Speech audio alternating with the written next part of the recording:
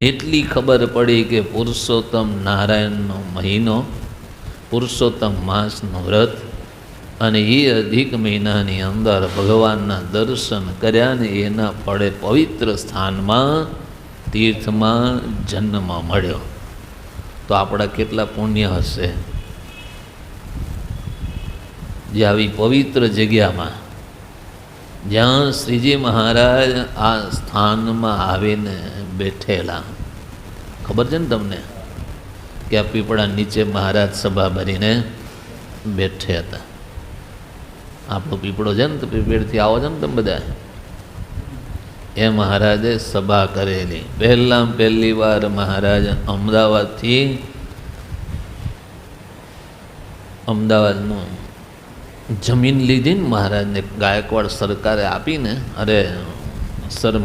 અંગ્રેજ સરકારે આપીને, ત્યારે પછી ત્યાંથી મહારાજ ખેડા ઉમરેઠ થયા, અને ઉમરેઠથી પાછા વડતાલ આવતા હતા.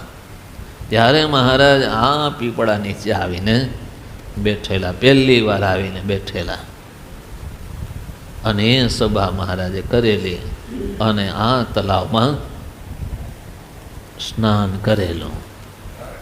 સિકોડ તલાવ, એ વખત કમળ તલાવ કહેતા હતા.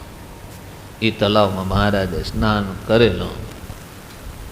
હવે એ પવિત્ર સ્થાનની અંદર વડતાલ જેવું તીર્થની બાજુમાં આપણને જન્મ મળ્યો, એટલે આપણા મોટા ભાગ્ય કહેવાય. આવા તીર્થને છોડીને આગા પાછા થશો તો શું થાય?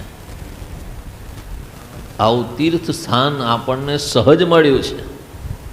આપણે શું કર્મ કર્યું હશે પૂર્વે એ તો ભગવાન જાણે, પણ આપણને તીર્થમાં જન્મ મળ્યો એટલે આપણા મોટા પૂર્વના ભાગ્ય હશે. હવે જો આગા પાછા થયા ને તો શું થાય?